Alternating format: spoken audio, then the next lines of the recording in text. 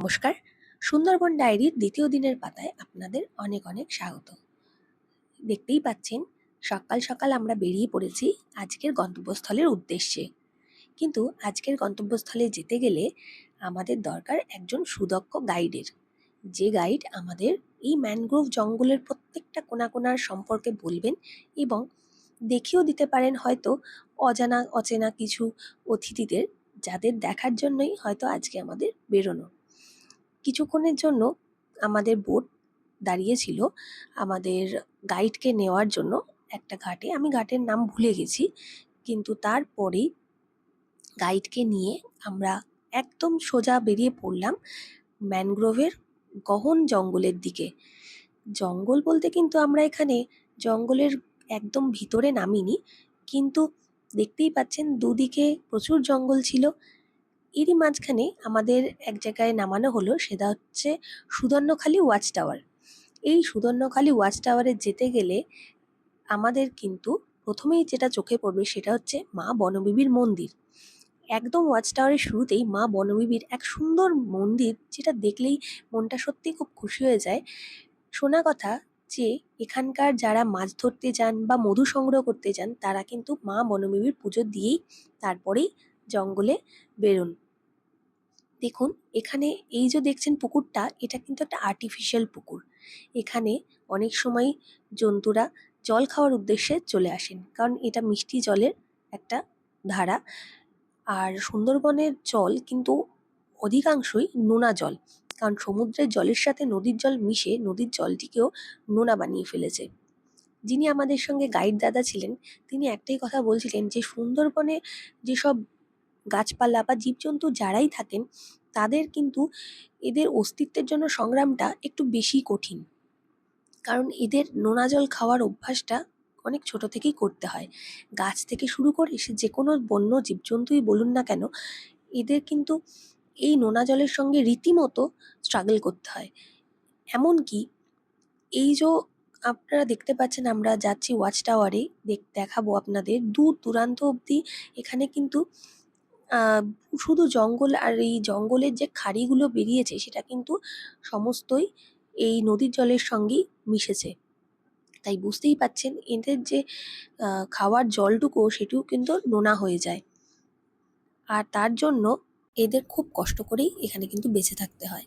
যদিও ওয়াচ টাওয়ারে উঠে আমরা সেরকমভাবে কোনো কিছুই দেখতে পাইনি, কিন্তু যতদূর চোখ গেছে তত দূরই যেন সবুজের এক ঘন জঙ্গল।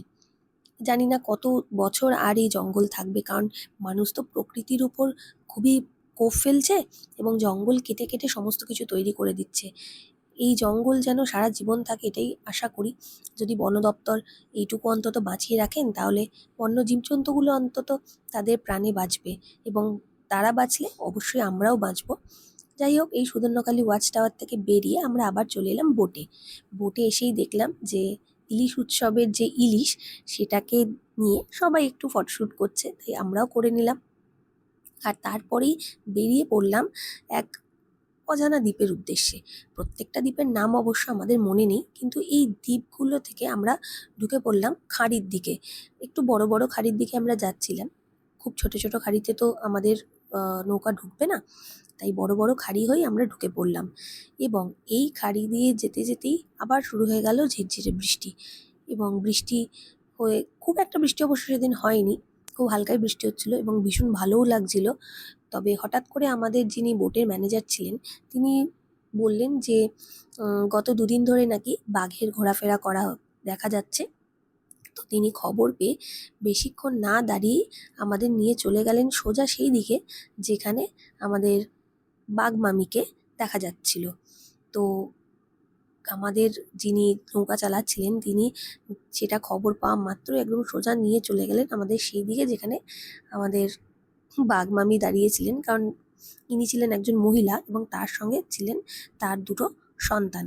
তো সেই দেখার উদ্দেশ্যেই আমরা সবাই মিলে অধীর আগ্রহে একদম তাকিয়েছিলাম যে কখন তার দর্শন পাবো। কারণ এই দেখতে পাচ্ছেন কিনা জানি না, দূরে দাঁড়িয়ে আছে, কারণ কাছে তো যাওয়া যাবে না বোট নিয়ে, দূর থেকে দেখতে হবে। এবং বোট খুবই স্লো স্পিডে চলছিল যাতে ওরা পালিয়ে না যায়। কিন্তু তাদেরও তো প্রাণে ভয় আছে, বাঘ বলে কি আর তাদের প্রাণে ভয় থাকবে না? তারা কিন্তু আমাদেরকে অনেকক্ষণ ধরে লক্ষ্য করেছিল যে কিছু একটা আসতে চলেছে।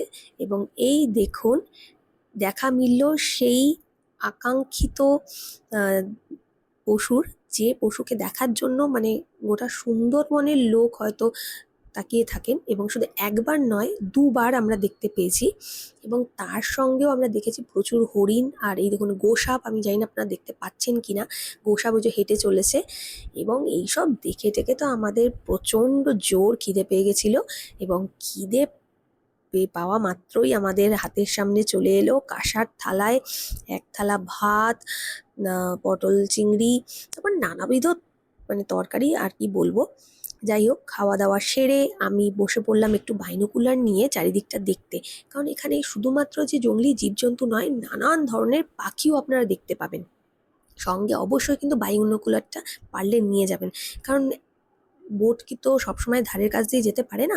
আর ধারের কাছ দিয়ে গেলেও সব পাখি বা পশুদের কিন্তু আপনারা খালি চোখে দেখতে পাবেন না। তো বাইনোকুলার যদি থাকে আপনাদের সঙ্গে, দেখতে কিন্তু বেশ সুবিধা হবে এবং আপনারা একদম ক্লিয়ার দেখতে পাবেন। যেগুলো আমরা দেখেছি সেগুলো সত্যি কথা আমি ভিডিও করতে পারিনি। এরপর আমাদের বোট চললো পঞ্চমুখী দিকে, যেটার আরেকটা কিছু একটা নাম ছিল আমি ভুলে গেছি। যেখানে বলা হয়েছিল যে 5টা নদী একই সঙ্গে একটা জায়গায় এসে সাগরে মিশেছে। ওই যে দূরে দেখতে পাচ্ছেন কিনা জানি না, দুটো সবুজের মাঝখানে একটা ফাঁকা জায়গা, সেটাই নাকি সাগর। সেখানেই 5টা নদী গিয়ে মিশেছে এবং এখানে জলের স্রোত তুলনামূলক অনেকটাই বেশি। মানে এতটাই বেশি, আপনি দেখুন কতটা ঢেউ এখানে দেখা দিচ্ছে। মানে তখন আমাদের সত্যি কথা একটু ভয়ও লাগছিল যে বোট যদি উল্টে যায় তাহলে কি হবে, এতজন আছি, সাঁতার জানলেও কেউ এখানে কিছু করার নেই। মানে বেশ জোরেই এখানে স্রোতটা দিচ্ছিল। তো যাই হোক, দুগ্গা দুগ্গা বলে আমরা খুব ভালো করেই পার হয়ে গেছি। এই যে দূরে দেখছেন মাঝখানে একটা ফাঁকা জায়গা, ওটাই হচ্ছে সাগর, যেখানে সমস্ত নদী গিয়ে সাগরে মিশেছে। আর এখানে জলের স্রোত প্রচণ্ড, কিন্তু জলটা এত সুন্দর দেখছেন, পুরো আকাশের রং যেন জলে এসে মিশে গেছে।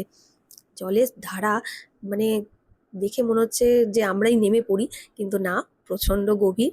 এখানে নদী হলেও এটা যথেষ্ট গভীর, কিন্তু ভীষণ সুন্দর ছিল। আর এটা ছিল আমাদের বিকালের দিকে, তাই মেঘলা আকাশ নিয়েই সূর্যোদয়টা খুব একটা সূর্যাস্তটা খুব একটা ভালো দেখা যায়নি।